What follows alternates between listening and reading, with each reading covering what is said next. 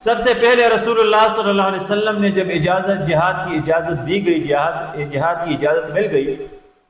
تو رسول اللہ صلی اللہ علیہ وسلم نے اس حوالے سے پہلا اقدام یہ کیا کہ چونکہ قریش کی معیشت کا دار و مدار یہ تجارت پر تھی اور ان کی ایک مضبوط تجارت تھی شام کے ساتھ، اور ان کا یہ راستہ مکے سے شام تک کیا تھا، یہ راستہ مدینے سے گزرتا تھا، تو رسول اللہ صلی اللہ علیہ وسلم نے سب سے پہلا کام یہ کیا کہ اس تجارتی راستے پر واقع تمام قبائل کے ساتھ میثاق مدینہ کی طرح معاہدات کیے اور ان کو اپنے ساتھ شریک کیے اور ان کے ساتھ دوستانہ تعلقات قائم کی تاکہ مشکل حالات میں وہ مسلمانوں کے لیے مسئلہ نہ بنے۔ لہٰذا پہلا کام انہوں نے مسلمانوں نے ان قبائل کے ساتھ معاہدات کی، اور دوسرا کام رسول خدا صلی اللہ علیہ وسلم نے اس راستے کے اوپر دستے متعین کیے، گشتی دستے صحابہ کرام کی، تاکہ وہ اس راستے کی حفاظت کرے اور اس پر نظر رکھے،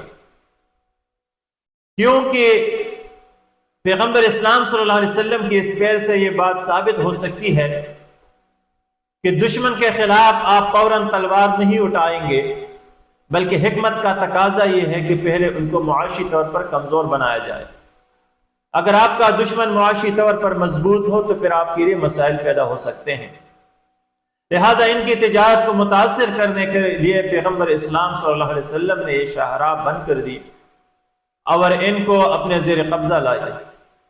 اب جب قریش مکہ نے دیکھا کہ ان کی یہ تجارتی شاہراہ متاثر ہو گئی اور اس کی وجہ سے ان کی تجارت متاثر ہوئی، تجارت متاثر ہونے کے بعد اب ان کی معیشت کمزور ہو جائے گی، لہٰذا اب وہ مسلمانوں کے خلاف وہ بھی میدان میں اترنے لگے۔ اب مسلمان اور قریش مکہ کے درمیان غزوات کا ایک سلسلہ شروع ہوتا ہے۔ خصوصی طور پر ان غزوات میں ہمارے لیے یا ان جہادوں میں یا ان جنگوں میں ہمارے لیے کیا رہنمائی ہے، ان کے اندر پیغمبر اسلام صلی اللہ علیہ وسلم کی پالیسیاں کیا تھی، ان سے ہم کیا سیکھ سکتے ہیں، اس پر ہم تفصیل کے ساتھ بات کرنے کی کوشش کریں گے، کیونکہ یہ انتہائی اہم اسباق ہے۔ اس وقت جو بین الاقوامی جنگی قوانین ہے یا انٹرنیشنل ہیومینیٹیرین لا ہے، یہ سارے کا سارا یہ یا انسانی حقوق کی عالمی منشور ہے، یہ سارے کا سارا اسی سے وابستہ ہے، اسی پر مبنی ہے، اسی سے اخذ کی گئی ہے۔ پیغمبر اسلام صلی اللہ علیہ وسلم نے جنگوں کے اندر جو پالیسی اپنائی تھی،